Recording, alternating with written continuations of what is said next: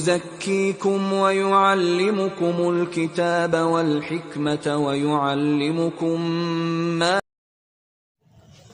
نحمدُ ونصلي على رسوله الكريم اما بعد فاعوذ باللہ من الشیطان الرجیم بسم اللہ الرحمن الرحیم ذالک الکتاب لا ریب فیہ صدق اللہ العظیم۔ ناظرین اکرام، میں آپ حضرات کے سامنے آج ذالک الکتاب کی تفسیر بیان کرنے کے لیے حاضر ہوا ہوں۔ اللہ رب العزت نے قرآن کے شروع میں یہ دو لفظ ارشاد فرمائے، ذالک الکتاب۔ سب سے پہلے تو میں یہ آپ کو بات سمجھانا چاہتا ہوں کہ ذالکا یہ اللہ رب العزت نے فرمایا، اور ذالکا عربی میں دور کی چیز کے لیے آتا ہے، کہ اس میں اشارہ بعید ہے، اور قریب کی چیز کے لیے ھذا آتا ہے، جس کو ہم اردو میں وہ اور یہ استعمال کرتے ہیں، اور عربی میں ھذا اور ذالکا کے ساتھ استعمال کرتے ہیں۔ اور اللہ رب العزت کے لیے کوئی چیز بھی دور نہیں ہے، سب چیزیں قریب ہیں۔ اللہ رب العزت نے یہاں ذالکا کیوں فرمایا، یہ میں آپ کو بتلانا چاہتا ہوں۔ اللہ رب العزت نے ذالکا اس لیے فرمایا کہ اللہ رب العزت کو یہ معلوم تھا کہ آخری زمانے میں کوئی نہ کوئی ایسی قوم نکلے گی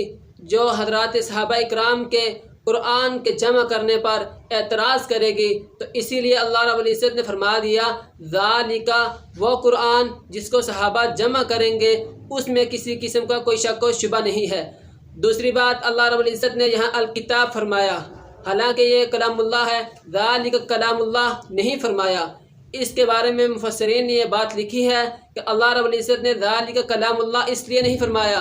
اگر کوئی بات کے لوگوں میں سے یہ اعتراض کرے گا کلام اللہ میں کسی قسم کا کوئی شک ہے، تو اس کو باہر ایک عام آدمی بھی پکڑ کر یہ کہے گا تو کیسی بے وقوفانہ باتیں کر رہا ہے کہ جو اللہ کلام کرے اس میں شک ہو سکتا ہے۔ ذالک القرآن بھی نہیں فرمایا اللہ رب العزت نے نبی کی طرف نسبت کرتے ہوئے، بلکہ ذالک الکتاب فرمایا، اور کتاب وہ جو قرآن مجید یہ دو گتوں کے درمیان صحابہ کرام نے لکھا ہے، اس میں کسی قسم کا کوئی شک و شبہ نہیں ہے۔ اللہ رب العزت نے ذالک الکتاب فرما کر تمام معترضین کے منہ کو بند فرما دیا کہ یہ جو کتاب ہے، کتاب کو شروع کرنے سے پہلے ہی اپنا ایمان پختہ کر لینا اور اس پر یقین رکھنا اور اپنا ایمان کامل رکھنا کہ ذالک الکتاب یہ وہ کتاب ہے، یعنی کہ یہ جو صحابہ نے کتاب جمع کی ہے، اس میں کسی قسم کا کوئی شک و شبہ نہیں ہے۔ اللہ رب العزت سے دعا ہے اللہ رب العزت ہمیں حضرات صحابہ اکرام کے دفاع کے لیے اپنی جانیں، اپنے مال، سب کچھ لگانے کی توفیق عطا